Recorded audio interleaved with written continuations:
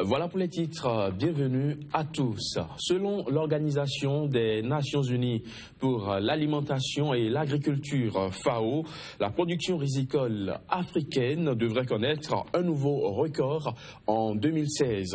L'institution onusienne a en effet estimé que la récolte augmentera de 4% par rapport à 2015 pour atteindre 29,7 millions de tonnes. Reportage.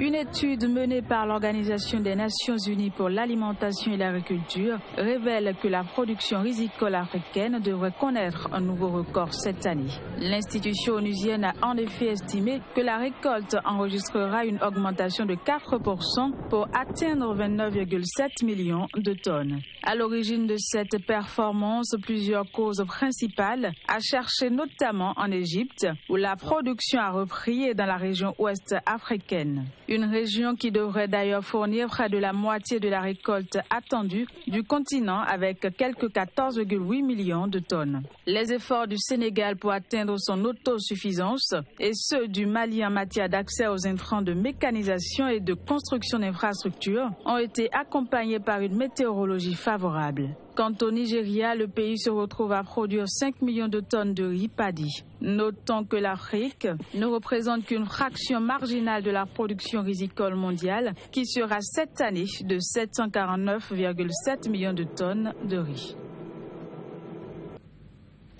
Le spectre d'une hyperinflation plane sur le Zimbabwe. La population craint le retour de ce phénomène déjà enregistré en 2009 et dont elle garde des souvenirs plutôt amers. Les Zimbabwéens, disais-je, craignent le retour de l'hyperinflation depuis que le gouvernement du Zimbabwe a annoncé l'introduction début novembre d'une nouvelle monnaie. Il s'agit de billets et d'obligations indexés sur le dollar américain. Les images. Étranglé financièrement, le gouvernement du Zimbabwe a annoncé l'introduction début novembre d'une nouvelle monnaie qui ne dit pas son nom. Il s'agit des billets d'obligation indexés sur le dollar américain. Une situation qu'a déjà connue le pays par le passé et qui avait provoqué une hyperinflation dont les Zimbabwéens gardent des mauvais souvenirs. Avec la nouvelle annonce du gouvernement, la population craint un recommencement de ce qui s'est passé en 2009. En effet, pour enrayer une hausse vertigineuse des prix qui avait atteint des centaines de milliards de dollars zimbabwéens en 2009, les autorités du pays avaient alors été contraintes d'abandonner leur devise au profit du dollar américain et du rand sud-africain. Conséquence, de nombreuses personnes ont perdu des fortunes estimées à plusieurs milliers de milliards de dollars zimbabwéens sur leur compte en banque. Aujourd'hui, la peur que le dollar américain, devise utilisée, soit converti en billets d'obligation qui ne pourraient être utilisés à l'étranger subsiste dans le rang des opérateurs économiques. Ces derniers redoutent la mort de leurs affaires. À en juger par les queues qui s'allongent devant les banques de la capitale, cette crainte est largement partagée, même au-delà du cercle des commerçants. Les retraits d'argent liquide ont explosé et contraint plusieurs institutions financières à réduire encore un peu plus les sommes maximales retirables. Le gouverneur de la Banque centrale du Zimbabwe, pour sa part, assure que les ratés de 2009 ne se reproduiront pas. Des propos qui sont encore loin de convaincre les sceptiques.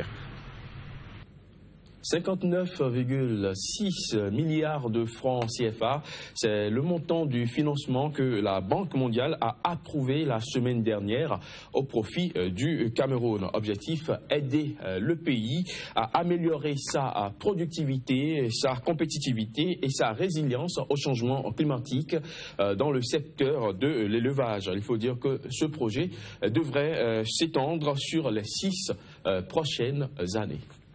Le financement de 59,6 milliards de francs CFA dont le Cameroun va bénéficier de la part de la Banque mondiale au cours des 6 prochaines années rentre dans le cadre d'une initiative gouvernementale dénommée Projet de développement de l'élevage, Piloté par le ministère de l'Élevage, ce projet ambitionne d'aider les éleveurs à commercialiser leurs produits tout en apportant un appui immédiat et efficace à certains types de crises ou de situations d'urgence.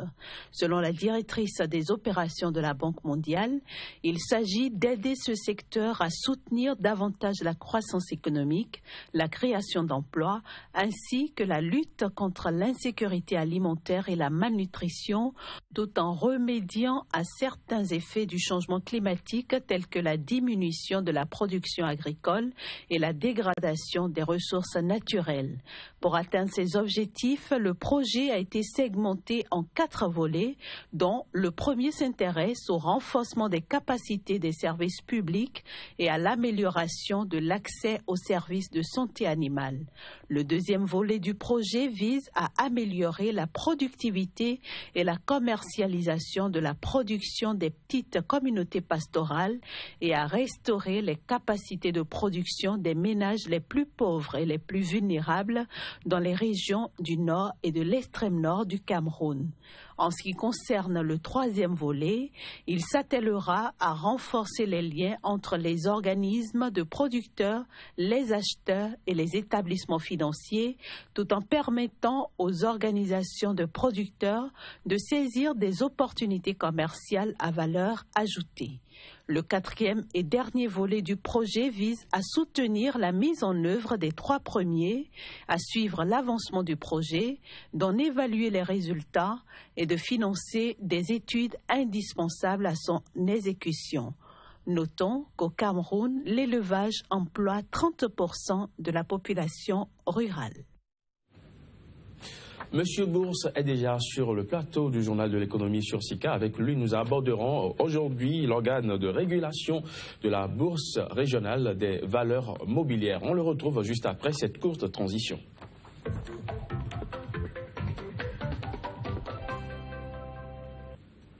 Flavien Haïdinou, consultant en bourse, conseiller en investissement. Un plaisir de vous retrouver sur ce plateau du journal de l'économie.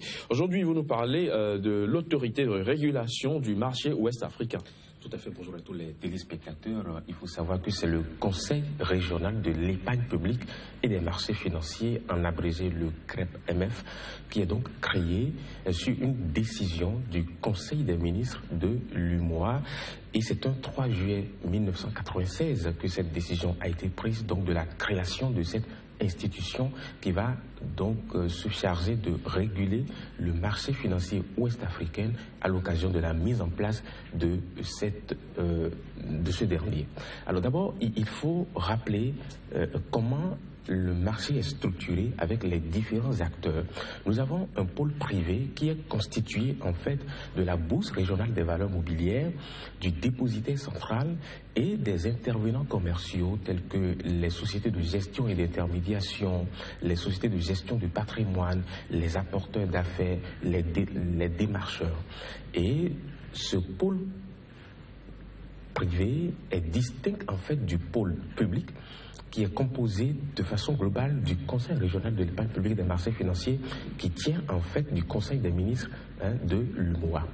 Et donc pour respecter en fait une prescription à l'international qu'il faut donc séparer les missions de ces différents pôles, il a été mis en place donc ce conseil pour veiller à ce que le marché fonctionne correctement et que la réglementation soit respectée et donc une sorte de gendarme pour le marché. Alors ce conseil régional joue certainement un rôle très important. Alors dites-nous quelles sont ses missions. D'abord, le conseil régional a pour mission générale la protection de l'épargne investie en valeur mobilière ou dans tout autre placement dans tous les pays de l'UMOA. 8 au total. Et donc, de façon spécifique, c'est le conseil régional qui va donner l'autorisation pour les différentes opérations d'appel public à l'épargne. On en parle souvent sur ce plateau, mais on ne sait souvent pas quel est le dispositif pour en arriver à ces opérations. Et donc, tout part d'une procédure et qui aboutit à un visa qui est donnée, qui est octroyée par ce conseil, qui regarde si toutes les prescriptions sont respectées.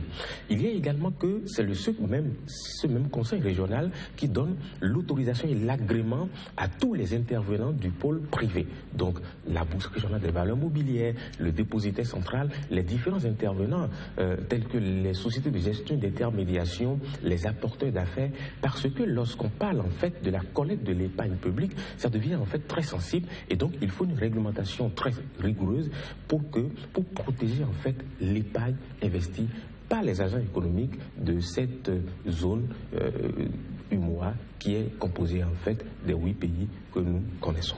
Parlez-nous un peu de l'organisation de ce conseil régional.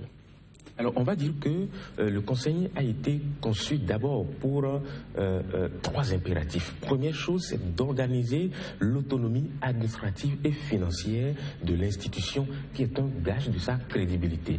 Si dans son rôle donc de régulateur, dans son rôle de gendarme, cette institution n'est pas autonome financièrement, eh bien elle pourrait avoir des pressions extérieures qui pourraient biaiser en fait son travail. Deuxième élément, c'est d'assurer la représentation de l'intérêt communautaire. Et enfin, c'est de capitaliser l'expertise et les compétences nécessaires au bon fonctionnement du marché. C'est le conseil qui va essayer donc de retrouver les bons experts, les bonnes compétences pour que le marché puisse fonctionner correctement. Mais alors, comment ce conseil est constitué? D'abord, les différents États vont désigner un représentant chacun en tenant compte en fait de son expertise en matière économique, financière, et juridique et comptable.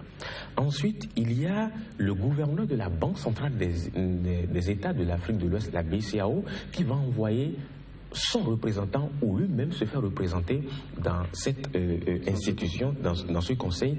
Après, nous avons le président de la commission de l'Union économique et monétaire ouest-africaine, UEMOA, qui va se faire représenter ou bien lui-même y participe. Et nous avons en fait un magistrat spécialisé en matière financière nommé par le Conseil des ministres de l'UEMOA sur la base d'une liste proposée par le président de la Cour de justice de l'UEMOA.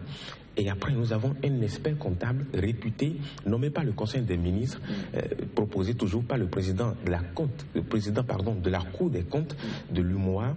Et voilà un ensemble de personnes qui composent cette institution, mais qui viennent d'horizons divers, mais nommés pour leur capacité, leur savoir-faire et leurs compétences. On va dire que le président du conseil régional est nommé par le conseil des ministres parmi les différentes personnes que nous venons donc de citer. Et le conseil a son siège à Abidjan, donc dans le même pays que la Bourse régionale des valeurs mobilières. Merci Flavien Idinou pour toutes ces explications. Je rappelle que vous êtes consultant en bourse et conseiller en investissement. On vous retrouvera certainement vendredi pour le point hebdomadaire des activités au niveau de la BRVM. Mesdames, Messieurs, ce sera tout pour ce journal de l'économie. Merci de l'avoir suivi.